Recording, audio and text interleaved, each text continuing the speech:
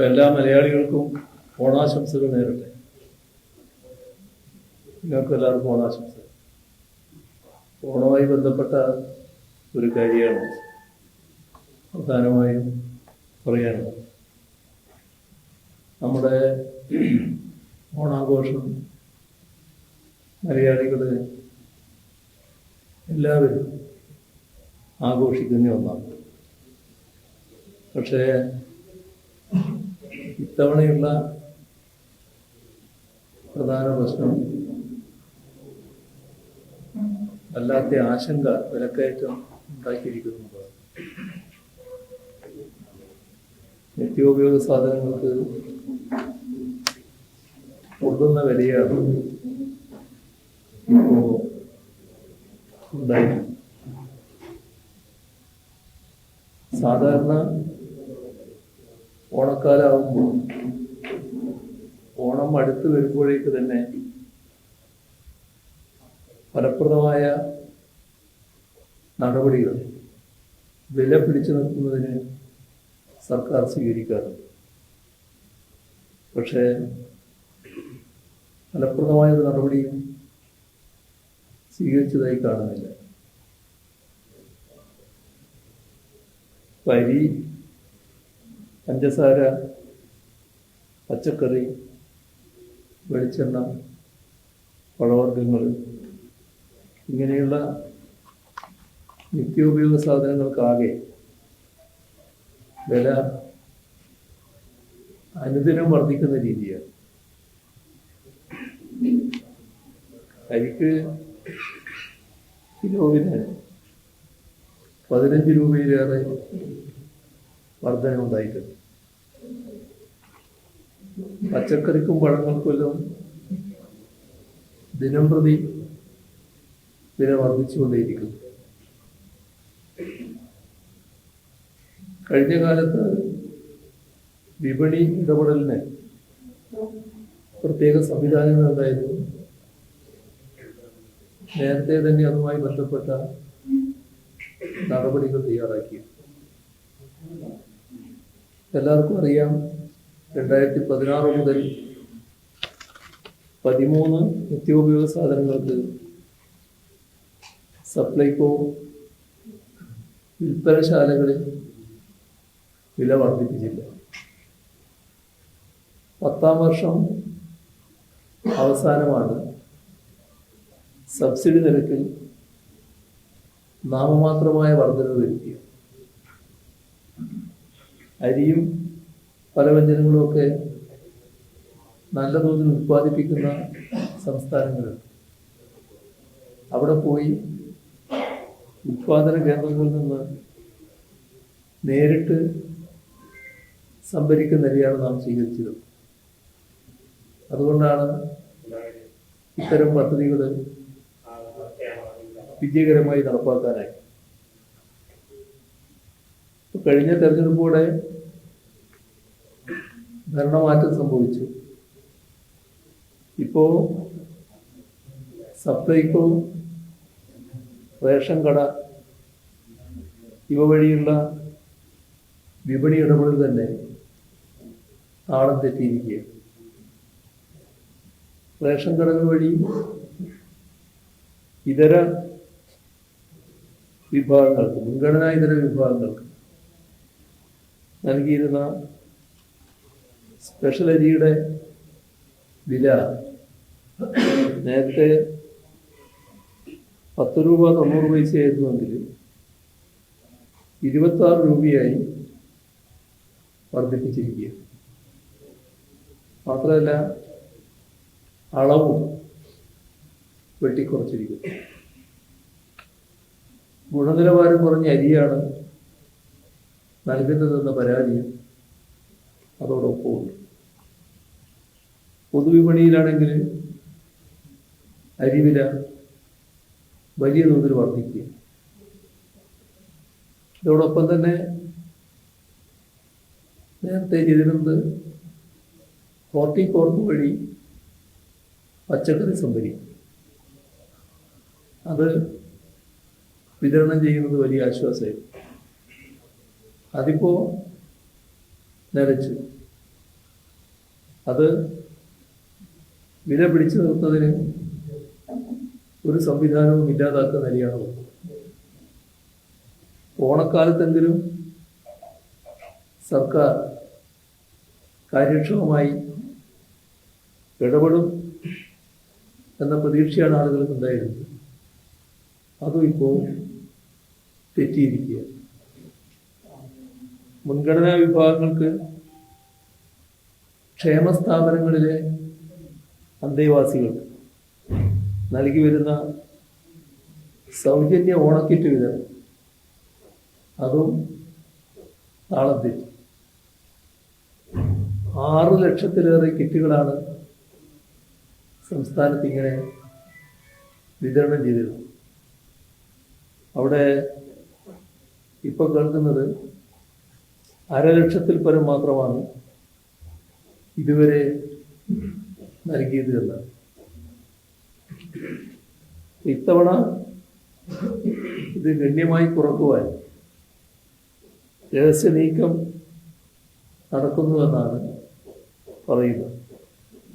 കഴിഞ്ഞ വർഷം വരെ ഓണത്തിന് ദിവസങ്ങൾക്ക് മുൻപ് തന്നെ ഓണക്കിറ്റ് വിതരണം ചെയ്ത് പൂർത്തിയാകുമായിരുന്നു. അത് നമ്മുടെ ഗുണഭോക്താക്കളുടെ അനുഭവത്തിലുള്ള കാര്യമാണ്. റേഷൻ കട വഴി നൽകുന്ന അരി, അതിൽ സ്പെഷ്യൽ അരി പലയിടത്തും എത്തിയില്ല എന്ന പരാതി നിലനിൽക്കുന്നത്. നമ്മുടെ സംസ്ഥാനത്ത് സ്ത്രീ സുരക്ഷാ പദ്ധതിയുടെ ഭാഗമായി നൽകിയിരുന്ന ആനുകൂല്യം 16 ലക്ഷം വീട്ടമ്മമാർക്കാണ് ലഭിച്ചിരുന്നത്. അതിനിയും വർദ്ധിക്കുന്നതാണ്. പക്ഷേ ആ സ്ത്രീ സുരക്ഷാ പെൻഷൻ നിർത്തലാക്കിയതോടെ 16 ലക്ഷം പേർക്ക് കിട്ടിയത് കിട്ടാതായി. പുറമെ അപേക്ഷിക്കേണ്ടവർക്ക് അപേക്ഷിക്കാൻ പറ്റാത്ത അവസ്ഥയും വന്നു. സ്കൂൾ കുട്ടികൾക്ക് 5 കിലോ അരി ഓണക്കാലത്ത് നൽകാറുണ്ടായിരുന്നു. ഇത് 4 ആക്കി കുറച്ചു. അത് വിതരണവും മുടങ്ങി. ഇന്നലെ ഓണാവധി ആരംഭിച്ചു, സ്കൂളുകൾ അടച്ചു. പക്ഷേ അരി നൽകുന്നതിനായിട്ടില്ല. അതേപോലെ തന്നെ പട്ടികവർഗ വിഭാഗങ്ങളിൽ 60 വയസ്സ് കഴിഞ്ഞ ആളുകൾക്ക് ഓണം സമ്മാനമായി 1000 രൂപ നൽകുന്ന പദ്ധതി ഉണ്ടായിരുന്നു. ആ പദ്ധതിയും അട്ടിമറിക്കപ്പെട്ടു. ഇപ്പോൾ പറയുന്നത് 1000 രൂപക്ക് പകരം മുണ്ട് നൽകുന്നതാണ്. ഗുണഭോക്താക്കൾക്ക് 1000 രൂപ ഓണക്കാലത്ത് നേരിട്ട് കയ്യിൽ ലഭിക്കുന്നതിന് പകരം മുണ്ട് നൽകുന്നതിൻ്റെ യുക്തി ആർക്കും മനസ്സിലാകുന്ന കാര്യമാണ്. അതേപോലെ തന്നെ ക്ഷേമ പെൻഷൻ ഓണത്തിന് മുൻപ് ലഭിക്കുമോ എന്നതിനും ഉറപ്പുണ്ടായിരുന്നു. ഏതായാലും ഓണത്തിന് അധിക ദിവസമില്ല. ഈ ഘട്ടത്തിലെങ്കിലും സർക്കാർ ഉണർന്ന് പ്രവർത്തിക്കണമെന്നാണ് അഭ്യർത്ഥിക്കാറുള്ളത്. ഈ ദിവസങ്ങൾ കൊണ്ട് വന്ന കുറവുകൾ പരിഹരിക്കുന്നതിനുള്ള ഇടപെടലുകൾ സർക്കാരിൻ്റെ ഭാഗത്ത് നിന്നുണ്ടാകും. പൊതുവിതരണ ശൃംഖല വഴിയും സഹകരണ സ്ഥാപനങ്ങളെ ചുമതലപ്പെടുത്തി വിപണിയിൽ കാര്യക്ഷമമായി ഇടപെട്ട് നിത്യോപയോഗ സാധനങ്ങൾ ന്യായവിലക്ക് വിതരണം ചെയ്യുന്ന അവസ്ഥയുണ്ടാകും. അതിലില്ലാതെ ഓണം ആഘോഷിക്കാൻ സർക്കാർ ഇത്തരം നടപടികൾ സ്വീകരിച്ച് വഴിയൊരുക്കേണ്ടതായിട്ടുണ്ട്. ഇതോടൊപ്പം മറ്റൊരു പ്രശ്നം, നമ്മുടെ കേരളത്തിൽ പുതിയ ഗവൺമെൻറ് അധികാരത്തിൽ വന്നിട്ട് 3 മാസം കൊണ്ട് ധനസ്ഥിതി മാറ്റി കാണിച്ചു തരും എന്നായിരുന്നു നേരത്തെ മുഖ്യമന്ത്രി നൽകിയിരുന്ന അവകാശവാദം. ഇപ്പോൾ എന്താണ് സ്ഥിതി? 2026-27 വർഷം നമ്മുടെ സംസ്ഥാനത്ത് ആദ്യത്തെ 9 മാസത്തേക്ക് കേന്ദ്ര സർക്കാർ അനുവദിച്ചിരിക്കുന്ന വായ്പാ പരിധി 32,484 കോടി രൂപയാണ് ആദ്യത്തെ 9 മാസം. അപ്പോൾ 3 മാസമാണ് ഇപ്പോൾ പിന്നിട്ടത്. 32,484 കോടിയിൽ 30,462 കോടി രൂപയും ഈ 3 മാസത്തിനുള്ളിൽ എടുത്തു കഴിഞ്ഞു. ശരാശരി പ്രതിമാസം 3,000 കോടി രൂപയുടെ മുകളിലാണ് കടമെടുത്തിരിക്കുന്നത്. അപ്പോൾ ഇനിയുള്ള മാസങ്ങൾ അവശേഷിക്കുന്ന വായ്പാ പരിധി 2,022 കോടി രൂപ മാത്രമാണ്. ഇത് സംസ്ഥാനത്തെ പ്രശ്നങ്ങൾ സൃഷ്ടിക്കുന്നതിനിടയാക്കുമെന്ന് സർക്കാർ കാണേണ്ടതായിട്ടുണ്ട്. നമ്മുടെ സംസ്ഥാനത്ത് പഴയ കാര്യങ്ങളൊന്ന് ചെറുങ്ങനെ ഓർമ്മിച്ചാൽ LDF സർക്കാരിനെതിരെ വലിയ തോതിൽ കടം വാങ്ങുന്നതിനെതിരെയുള്ള ആരോപണങ്ങളായിരുന്നു ഉന്നയിക്കപ്പെട്ടു. അപ്പോൾ അന്ന് പറഞ്ഞ കാര്യങ്ങൾ ഞങ്ങൾ പിൻവലിക്കുന്നു എന്നെങ്കിലും പറയാനുള്ള സാമാന്യ മര്യാദ സർക്കാരും മുഖ്യമന്ത്രിയും കാണിക്കേണ്ടതായിരുന്നു. അപ്പോൾ കടം വർദ്ധിക്കുന്നതിന് കാരണമായിട്ട് UDF-ഉം ഇപ്പോഴത്തെ മുഖ്യമന്ത്രിയും ആരോപിച്ചിരുന്നത് സർക്കാരിൻ്റെ സാമ്പത്തിക അച്ചടക്കമില്ലായ്മയും ധൂർത്തുമാണ് കടം വാങ്ങുന്നതിനിടയാക്കുന്നത് എന്നാണ്. അപ്പോൾ ഇപ്പോൾ കടം ഇങ്ങനെ സ്വീകരിച്ചത് അതേ കാരണങ്ങൾ കൊണ്ടാണോ? അതും മുഖ്യമന്ത്രി വ്യക്തമാക്കുന്നത് നന്നായിരിക്കും. ഇവിടെ കടമെടുപ്പ് പരിധി വർദ്ധിക്കുന്നത് സംസ്ഥാനത്തിൻ്റെ GDP വളർച്ചക്കനുസരിച്ചാണ്. ഇത് സാധാരണ തരത്തിലുള്ള സാമ്പത്തിക മാനേജ്മെൻറ്റിൻ്റെ ഭാഗമാണ്.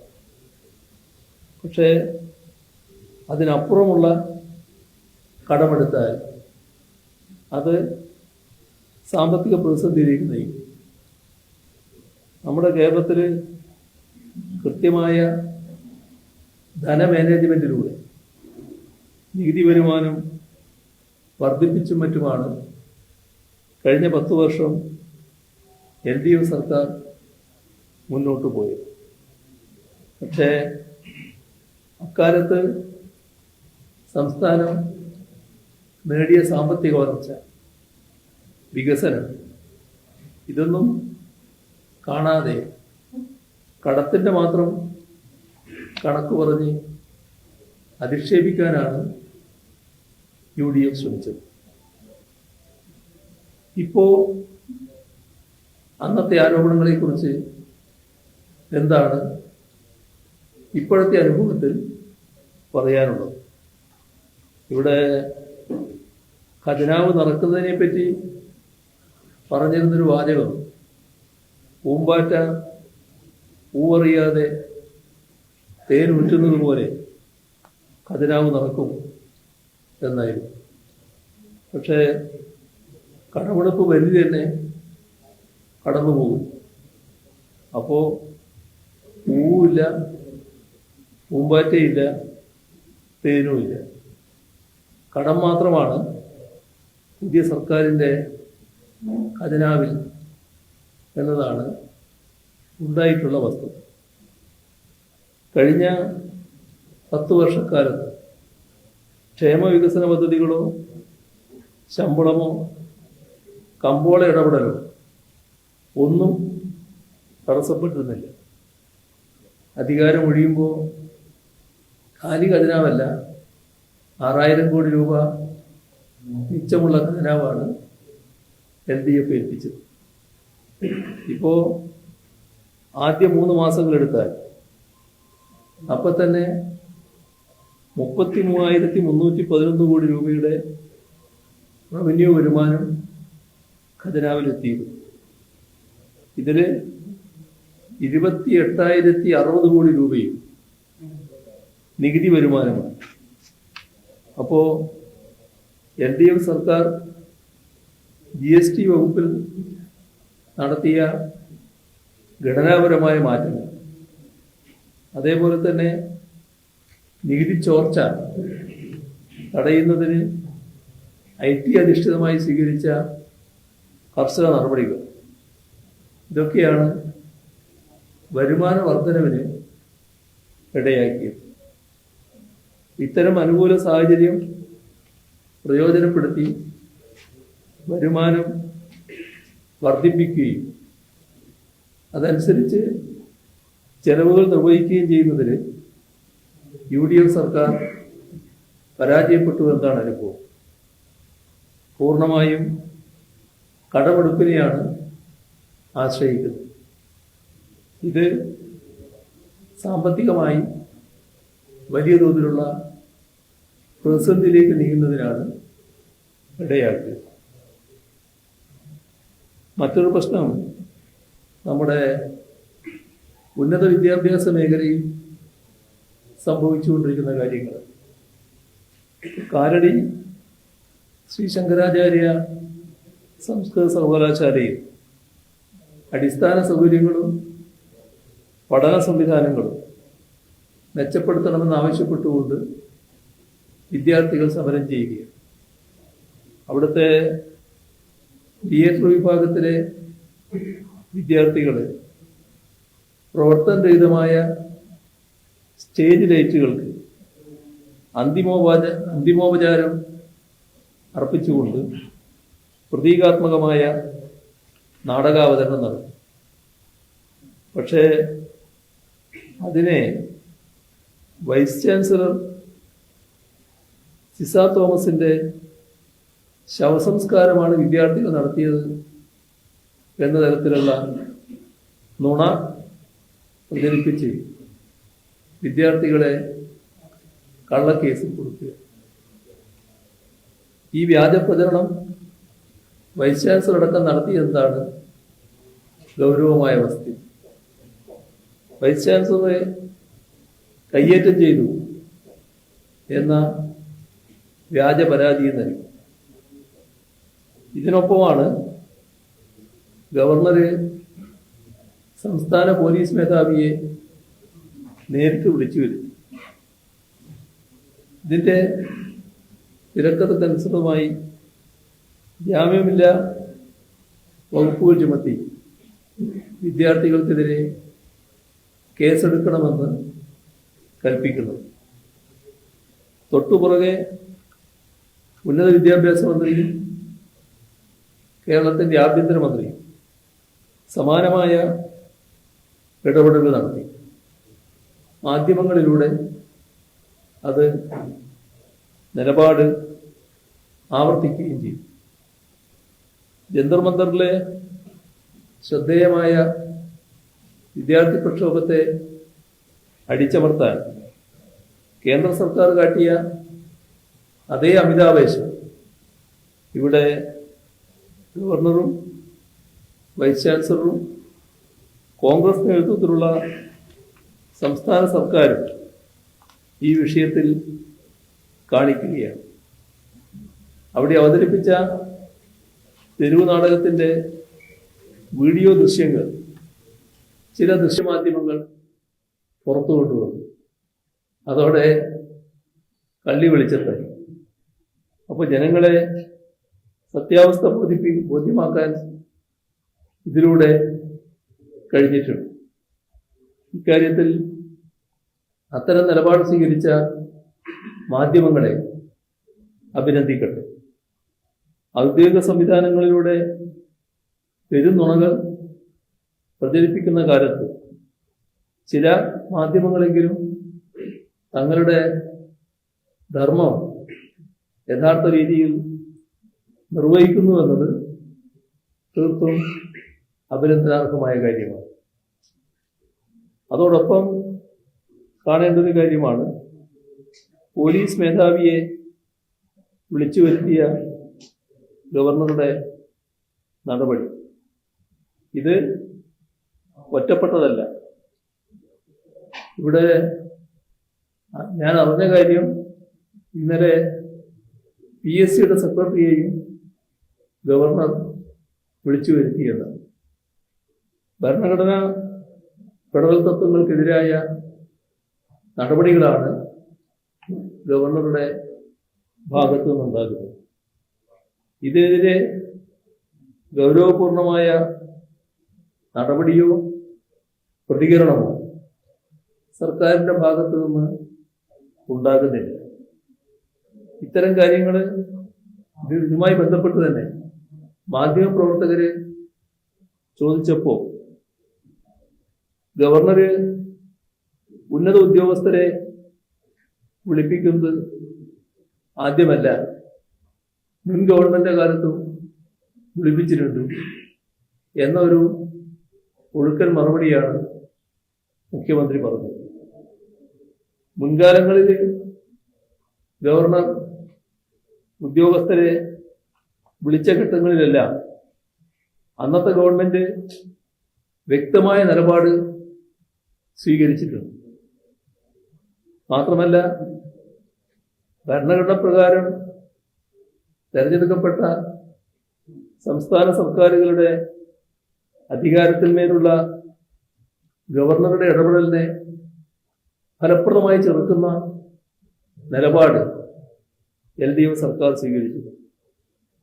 അതിനെ സംസ്ഥാന സർക്കാരും ഗവർണറും തമ്മിലുള്ള ഏറ്റുമുട്ടൽ എന്ന രീതിയിൽ തെറ്റായി ചിത്രീകരിക്കാൻ ഇവിടെ ശ്രമമുണ്ടായിരുന്നു. പക്ഷേ LDF സർക്കാരിന്റെ കാലത്ത് ഒരു വിട്ടുവീഴ്ചയും ഇതിലൊന്നിലും കാണിച്ചിരുന്നില്ല എന്നത് നാടിന് പൊതുവെ അറിയാവുന്ന കാര്യമാണ്. ഇപ്പോ 3 മാസമായി പുതിയ സർക്കാർ. ഈ 3 മാസക്കാലത്തെ അനുഭവം തുടർച്ചയായി സംഘപരിവാർ വിധേയത്വം പ്രകടിപ്പിച്ചുകൊണ്ടിരിക്കുന്നു. അതിന്റെ ഭാഗമായ ഒരു നടപടിയായിട്ട് മാത്രമേ ഇതിനെ ഗവർണർ ഉദ്യോഗസ്ഥരെ വിളിക്കുന്നത് ഗൗരവത്തോടെ കാണാത്ത സമീപനത്തെ കാണാൻ പറ്റും. ഇവിടെ ഗവർണർ ഉയർന്ന ഉദ്യോഗസ്ഥരെ വിളിക്കുമ്പോൾ ഗവൺമെന്റ് ശക്തമായ നിലപാടെടുക്കുകയും പ്രതികരിക്കുകയും ചെയ്താൽ അതൊരു സന്ദേശമായി മാറും. ആ സന്ദേശം നൽകാൻ സർക്കാർ സന്നദ്ധമാകുന്നില്ല. അങ്ങനെ വരുമ്പോൾ ഗവർണർക്കത് പ്രോത്സാഹനമായിട്ട് വരും. അതുകൊണ്ടാണ് ഏതാനും ദിവസങ്ങൾക്കുള്ളിൽ തന്നെ വീണ്ടും പ്രധാനപ്പെട്ട ഉദ്യോഗസ്ഥനെ വിളിച്ചു വരുത്താൻ ഗവർണർ തയ്യാറാകുന്നത്. ഇപ്പോൾ സർവകലാശാലകളിൽ സംഘപരിവാർ കടന്നുകയറ്റത്തിന് ഇപ്പോ എല്ലാവിധ അനുമതിയും നൽകുകയാണ്. യൂണിവേഴ്സിറ്റികളിൽ ചാൻസലർ എന്ന നിലയിൽ തന്നിഷ്ടപ്രകാരം VC-മാരെ നിയമിക്കുന്നു. ഇങ്ങനെ നിയമിച്ച VC-മാര് RSSന്റെ പരിപാടികളിൽ പരസ്യമായി പങ്കെടുക്കുന്നു. ജൻസി സമരത്തിനെതിരായ സംഘപരിവാരത്തിന്റെ അവജ്ഞ വിദ്യാർത്ഥികളെ മുന്നിലിരുത്തി മാറ്റാ പരാമർശത്തിലൂടെ ഒരു VC ആവർത്തിക്കും. പക്ഷേ ആശാവഹമായൊരു കാര്യം, മുന്നിൽ നിൽക്കുന്ന കുട്ടികൾ അത് അർഹിക്കുന്ന അവജ്ഞയോടെ തള്ളി എന്നതാണ്. ഡൽഹി ജന്തർ മന്ദർ സമരത്തിന്റെ നായകരിൽ ഒരാളും വിദ്യാർത്ഥി സംഘടനാ നേതാവുമായ ഐഷി ഘോഷിന് സർവകലാശാല ക്യാമ്പസുകളിൽ വിലക്ക് കൽപ്പിക്കുന്ന വിചിത്രമായ അനുഭവം ഉണ്ടാകും. VC-മാർക്ക് RSS പരിപാടികളിൽ പങ്കെടുക്കാം, പക്ഷേ വിദ്യാർത്ഥി നേതാക്കൾക്ക് ക്യാമ്പസിൽ പ്രവേശിച്ചുകൂടാ എന്ന നിലപാട് എന്തൊരു വിരോധാഭാസമാണ്. UDF സർക്കാർ ഇക്കാര്യത്തിൽ കുറ്റകരമായ മൗനം പാലിക്കുന്നു. മതേതര കേരളം ഉണർന്ന് പ്രതികരിക്കേണ്ട വിഷയമായിട്ടാണ് ഇതിനെ കാണേണ്ടത്. ഇത്രയാണ് ആമുഖമായി പറയാറ്.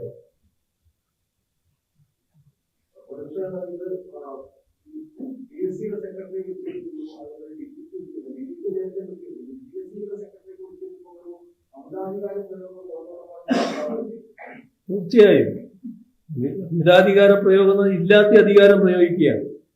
ഇല്ലാത്ത അധികാരം പ്രയോഗിക്കുമ്പോൾ അധികാരമുള്ളവർ, അതിന് ബാധ്യതപ്പെട്ടവർ ഇടപെട്ട് സംസാരിക്കണം. അത് ശരിയല്ല എന്ന് പരസ്യമായി പറയണം. അത് ഉദ്യോഗസ്ഥന്മാർക്കുള്ള സന്ദേശം കൂടിയായി മാറും.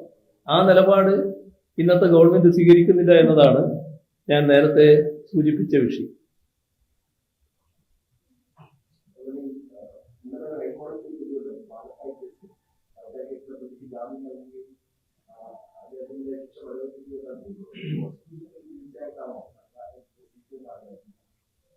ആ കേസിന്റെ വിശദാംശങ്ങൾ എൻ്റെ കയ്യിലില്ല. പക്ഷെ ഈ കേസിൽ നേരത്തെ മുതൽക്ക് ചില ശരിയല്ലാത്ത സമീപനം സ്വീകരിക്കുന്ന ചില ആളുകളുണ്ട്. ആ സമീപനത്തിന് കുറച്ചൊരു അംഗീകാരം ആകുന്ന മട്ടിലായിട്ടുണ്ട് ഇപ്പോഴത്തെ കാര്യങ്ങൾ. ഇന്ന് ഗവൺമെന്റ് നേതൃത്വം കൊടുക്കുന്നവരിൽ ചില വിഭാഗക്കാരും ആ ഘട്ടത്തിൽ ഈ പറയുന്ന ശരിയല്ലാത്ത നിലപാടുകൾ സ്വീകരിച്ചവരുടെ കൂട്ടത്തിലായിരുന്നു. വ്യക്തികളല്ല, പ്രസ്ഥാനങ്ങളെയാണ് ഞാൻ പറയുന്നത്. അപ്പൊ അതിന്റെ ഭാഗമായിട്ടുള്ള കാര്യങ്ങളുണ്ടോ എന്ന് പരിശോധിക്കണം. അതിന്റെ വിശദാംശങ്ങൾ ഇപ്പൊ അറിയില്ല.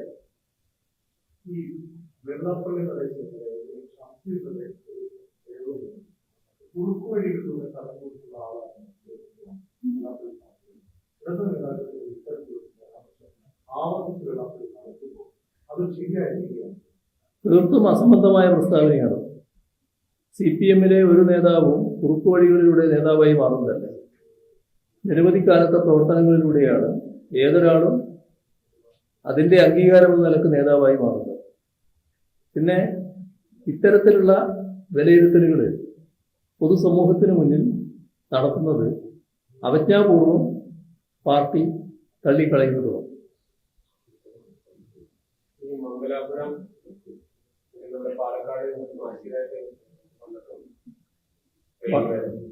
അത് ഇന്നത് വാർത്തയായിട്ട് വന്നിട്ടുണ്ട്. അത് വളരെ തെറ്റായ നടപടിയാണ്. കാരണം നമ്മുടെ സംസ്ഥാനത്തെ കൂടി അത് പ്രതികൂലമായി ബാധിക്കുന്നത്. അപ്പൊ അത്തരം കാര്യങ്ങളിൽ ഫലപ്രദമായ ഇടപെടലുകൾ ഉണ്ടാക്കേണ്ടതായിട്ടുണ്ട്. സംസ്ഥാന സർക്കാരും ശക്തമായി ഇടപെടണം. പാർലമെന്റിൽ MP-മാരും ശക്തമായി ഇടപെടുന്ന നിലയുണ്ടാകണം. നമ്മുടെ നാടിനെ ഒന്നാകെ തന്നെ ഇതിൽ പ്രതിഷേധിക്കാനും പറ്റണം. അല്ല, റെയിൽവേയുടെ വരുമാനം കുറയുന്നു എന്ന് പറഞ്ഞ് പാലക്കാട് ഡിവിഷൻ തന്നെ ഇല്ലാതാക്കാനുള്ള നീക്കം ഇതിന്റെ പിന്നിലുണ്ടോ എന്ന് നോക്കണം.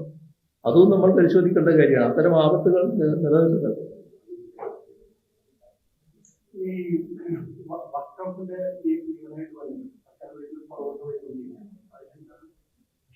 വഖഫിന്റെ കാര്യം പലവട്ടം പറഞ്ഞതുകൊണ്ടാണ് ഞാനിപ്പോ പറയാതിരുന്നത്. വഖഫ് വിചിത്രമായ നിലപാടാണല്ലോ സർക്കാർ സ്വീകരിച്ചത്. ഒരു ന്യായീകരണവും അതിനില്ല. കാരണം വഖഫ് ബോർഡ് പ്രവർത്തിച്ചുകൊണ്ടിരിക്കുകയാണ്. അതിനെതിരെ ഒരു പെറ്റീഷൻ കോടതിയുടെ മുന്നിലുണ്ട്. അത് അക്കാര്യത്തിൽ ഗവൺമെന്റ് അങ്ങോട്ട് പോയി പറയുകയാണ്, ഞങ്ങള് ഇത് പുനഃസംഘടിപ്പിക്കുന്ന അനുകൂലമാണ്. അത് രണ്ടാളുകള് മുസ്ലിം ഇതര വിഭാഗത്തിൽ നിന്ന് വേണ്ടവരില്ലാത്തത് ശരിയല്ല. അവരെ കൂടി ഉൾപ്പെടുത്തി പുനഃസംഘടിപ്പിക്കാൻ ഞങ്ങൾ സന്നദ്ധമാണ് എന്ന് അങ്ങോട്ട് പറയാം.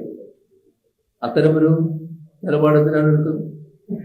ഇന്ത്യ രാജ്യത്ത് നമ്മുടെ സംസ്ഥാനം ഈ വഖഫ് ബോർഡ് പുനഃസംഘടിപ്പിക്കേണ്ടി വന്നപ്പോൾ ആ 2 അമുസ്ലിങ്ങൾ വേണമെന്ന വ്യവസ്ഥ അംഗീകരിക്കാതെ പുനഃസംഘടിപ്പിക്കുകയാണുണ്ടായത്. മാത്രമല്ല, ആ നിയമത്തെ ചോദ്യം ചെയ്ത് അന്നത്തെ LDF സർക്കാർ സുപ്രീം കോടതിയിൽ കേസും ഫയൽ ചെയ്തിട്ടുണ്ട്. ആ കേസ് നടന്നുകൊണ്ടിരിക്കുകയാണ്. അപ്പോൾ ആ നിലപാടിലേ നിൽക്കേണ്ടത്. വഖഫ് ബോർഡ് ഒരു സ്റ്റാറ്റ്യൂട്ടറി ബോഡിയാണ്. അതിന്റെ കാലാവധി തീരുന്നത് വരെ ആ ബോർഡ് തുടരേണ്ടതാണ്. അതിനാവശ്യമായ സൗകര്യങ്ങളാണ് ഒരു സർക്കാർ ചെയ്തു കൊടുക്കേണ്ടത്. ഒരനുഭവം ഞാൻ പറയാം. 2016 ഞങ്ങൾ അധികാരത്തിൽ വരുമ്പോൾ അന്നത്തെ വഖഫ് ബോർഡ് ഉണ്ടായിരുന്നു. ആ വഖഫ് ബോർഡ് UDF സർക്കാർ നിയമിച്ച വഖഫ് ബോർഡായിരുന്നു. ഞങ്ങളത് തുടർന്ന് എന്താണെന്ന് വെച്ചാൽ അതിന്റെ കാലാവധി പൂർത്തിയായപ്പോഴാണ് പുനഃസംഘടിപ്പിക്കുന്നത്. അപ്പൊ ഈ ബോർഡ് അതിന്റെ കാലാവധി പൂർത്തിയാകുന്നതുവരെ തുടരാനുള്ള നടപടിയല്ലേ എടുക്കേണ്ടത്. അതിൽ നിന്ന് മാറിക്കൊണ്ട് കുറുക്കു വഴി സ്വീകരിക്കുന്ന നിലയാണുണ്ടായത്. ഏതായാലും ഇപ്പോൾ ഒരു മാറ്റം UDF സർക്കാരിന് വരുത്തേണ്ടി വന്നിട്ടുണ്ട്. കാരണം നാട്ടിലാകെയുള്ള ശക്തമായ പ്രതിഷേധം വന്നപ്പോൾ ഞങ്ങൾ സുപ്രീം കോടതിയുടെ വിധി വരുന്നത് വരെ കാത്തു നിൽക്കുകയാണെന്ന് പറയുന്ന നില വന്നിട്ടുണ്ട്. നല്ല കാര്യം തന്നെ. പക്ഷേ എന്താണ് അത് ആദ്യം തോന്നാതിരുന്നത്? ഏത് തോന്നലിന്റെ ഭാഗമായിട്ടാണ് 2 അമുസ്ലിങ്ങളെ നിയമിച്ചുകൊണ്ട് ഇത് പുനഃസംഘടിപ്പിക്കാം എന്ന നിലപാട് UDF സർക്കാരിന്റെ ഭാഗത്തുണ്ടായിരുന്നു. അപ്പൊ ആ നിലപാടാണ് തിരുത്തേണ്ടത്. അതിനകത്ത് ഇന്ത്യൻ യൂണിയൻ മുസ്ലിം ലീഗിന്റെ ഭാഗത്തു നിന്നും ശരിയല്ലാത്ത നിലപാടുകൾ ഉണ്ടായിട്ടുണ്ട്. അവരാണ് വകുപ്പ് കൈകാര്യം ചെയ്യുന്നത്. ശക്തമായ നിലപാട് ഇത്തരം ഘട്ടങ്ങളിൽ സ്വീകരിക്കാൻ ഗവൺമെന്റ് മുതുകിൽ കഴിയണം, ഇത്തരം പാർട്ടികൾക്കും കഴിയണം.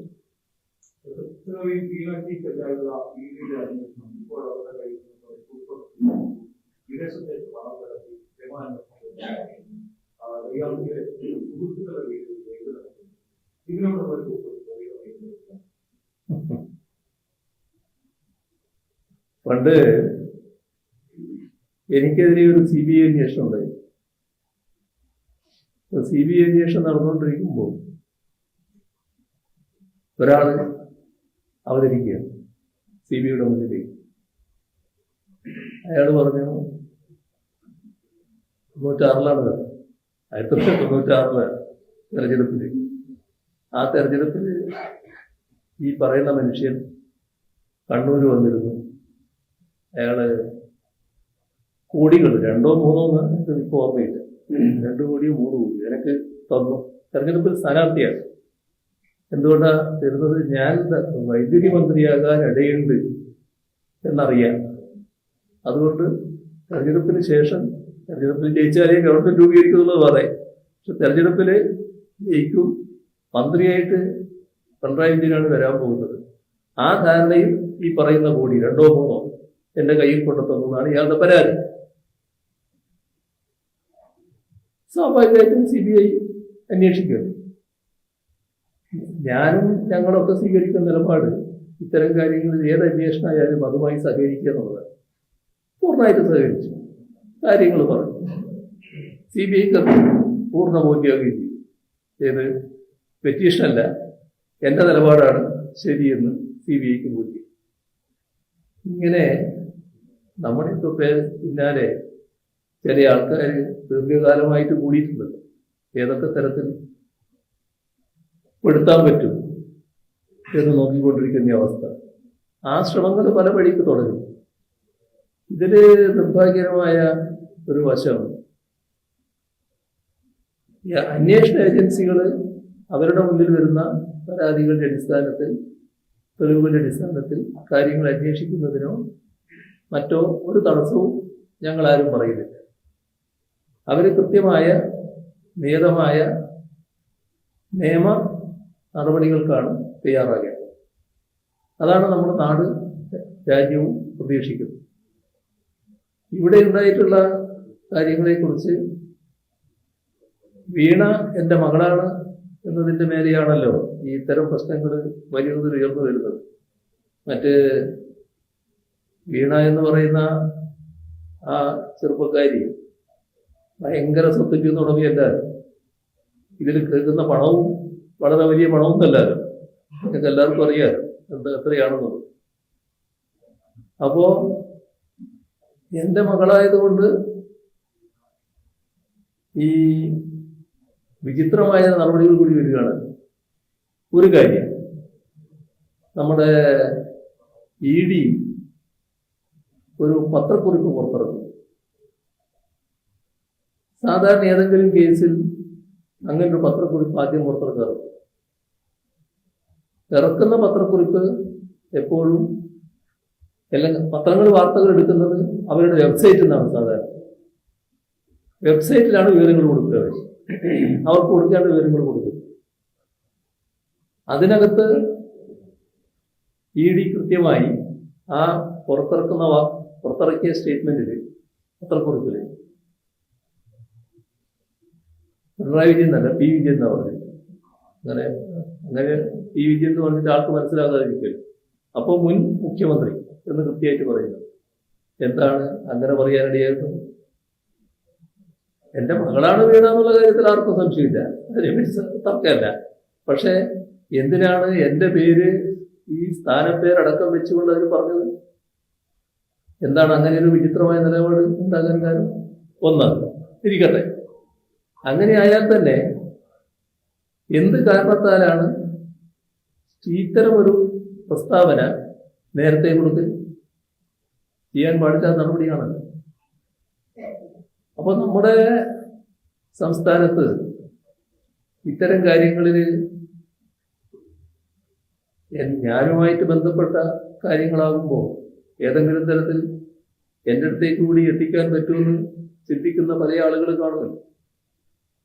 അങ്ങനെയുള്ളതിൽ ഏറ്റവും അധികം എന്നോട് വലിയ ഇത്തരം താല്പര്യം പ്രകടിപ്പിക്കുന്ന ചില മാധ്യമങ്ങളുണ്ട്. അതിലൊന്നാണ് മലയാള മനോരമ. മാമൻ മാത്യു ആണല്ലോ അതിന്റെ തലപ്പത്തിരിക്കുന്നതാണ്. മാമൻ മാത്യുവിന് മലയാള മനോരമയിൽ നിയന്ത്രണമില്ലാന്നൊന്നും ആർക്കും പറയാൻ കഴിയില്ല. ഇവര് സാധാരണ നിലവിട്ടാണല്ലോ പെരുമാറിക്കൊണ്ടിരിക്കുന്നത്. എവിടുന്ന് കിട്ടിയ തെളിവിന്റെ അടിസ്ഥാനത്തിലാണ്, ഏത് അന്വേഷണ ഏജൻസി കൊടുത്ത തെളിവിന്റെ അടിസ്ഥാനത്തിലാണ് വീണ പണം ഈ പറയുന്ന ഭർത്താവ് മുഹമ്മദ് റിയാസിന്റെ അക്കൗണ്ടിലേക്ക് മാറ്റിയെന്ന് പറഞ്ഞു? ഏത് തെളിവിന്റെ അടിസ്ഥാനത്തിലാണ് റിയാസ് പണം ഹവാലയായിട്ട് ഉപയോഗിച്ചിരുന്നു, അങ്ങോട്ട് അയച്ചിരുന്നു അപ്പോൾ റിപ്പോർട്ട് ചെയ്തു? ഇപ്പോൾ നിയമ നടപടിക്ക് റിയാസ് തയ്യാറായല്ലോ. തയ്യാറായില്ല എന്നുള്ളതല്ല എൻ്റെ വിഷയം. എങ്ങനെയാണ് നമ്മുടെ കേരളത്തിലെ പ്രധാനപ്പെട്ട മാധ്യമങ്ങളിൽ ഒന്നായ മാമൻ മാത്യു നേതൃത്വം കൊടുക്കുന്ന മലയാള മനോരമക്ക് ഇത്തരത്തിൽ ഒരു ശരിയല്ലാത്ത വാർത്ത കൊടുക്കാൻ കഴിഞ്ഞത്? അവർ സൃഷ്ടിക്കല്ലേ വാർത്ത? അങ്ങനെ വാർത്തകൾ സൃഷ്ടിക്കലാണോ നമ്മുടെ മാധ്യമങ്ങൾ ചെയ്യേണ്ടത്?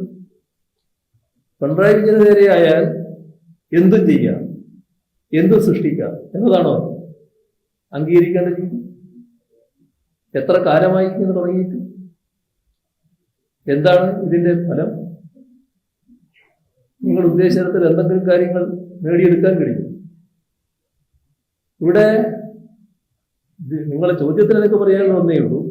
ഈ പറഞ്ഞ അന്വേഷണവുമായി ബന്ധപ്പെട്ട് അന്വേഷിക്കാൻ വന്നപ്പോൾ എല്ലാ രീതിയിലും വീണ സഹകരിച്ചിട്ടുണ്ട്.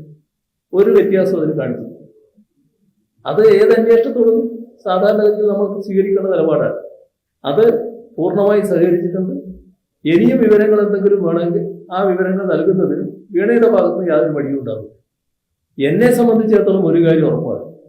അതുകൊണ്ടാണ് ഞാൻ നല്ല ആത്മവിശ്വാസത്തോടെ തന്നെ പറയുന്നത്. അത് മാമൻ മാത്യു മനസ്സിലാക്കുന്നത് നല്ലതാണ്. അതുകൊണ്ടാണ് മാമൻ മാത്യുവിന്റെ പേര് ഞാൻ പറയുന്നത്. മാമൻ മാത്യു എൻ്റെ അടുത്ത സുഹൃത്താണ്, അല്ലാത്തതുകൊണ്ടല്ല. അയാളും കാര്യങ്ങൾ മനസ്സിലാക്കണം. എനിക്ക് പൂർണ്ണമായ വിശ്വാസം, അത് പൂർണ്ണ ബോധ്യം, ഞാനോ എൻ്റെ മകളോ എൻ്റെ കുടുംബാംഗങ്ങളിൽ ആരെങ്കിലും ഒരു ഹവാല ഏർപ്പാടിൽ നിന്നിട്ടില്ല. ഒരു ഹവാല ഏർപ്പാടുമില്ല. എല്ലാം സംശുദ്ധമായി നടക്കുന്നു. ഞാൻ നേരത്തെ പറഞ്ഞൊരു വാചകമുണ്ട്, ഈ കൈകൾ എല്ലാ കാലത്തും ശുദ്ധമാണ്, ഇനിയും ശുദ്ധമായിരിക്കും. ഇതിൽ കറവുണ്ട് ആക്കാം എന്ന് ധരിക്കണ്ട.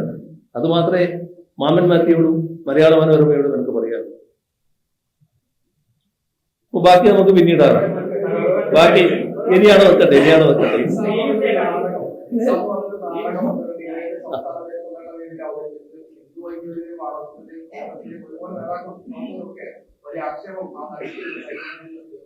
അതിന് നിങ്ങൾ നല്ല നിലപാടാണ് എടുത്തത്. മാധ്യമങ്ങൾ പൊതുവിൽ നല്ല നിലപാടെടുത്തു, നല്ല നിലക്ക് അത് തുറന്നു കാണിച്ചു. വളരെ നന്ദി. നേരത്തെ പറഞ്ഞതിന് കൂടെ ഇതുകൂടി അഭിനന്ദനാർഹമായ കാര്യമാണ്. ഒന്നുകൂടി അഭിനന്ദിക്കുന്നു.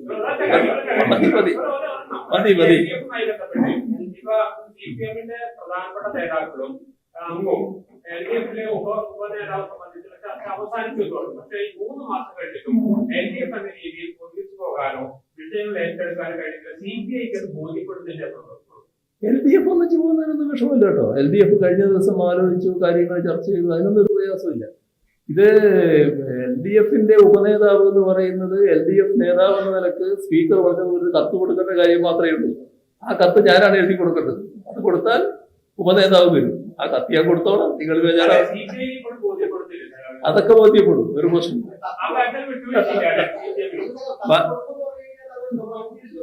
ബാക്കി പിന്നെ പറയും. കത്ത് ഞാനല്ലേ എഴുതി കൊടുക്കേണ്ടത്. കത്ത്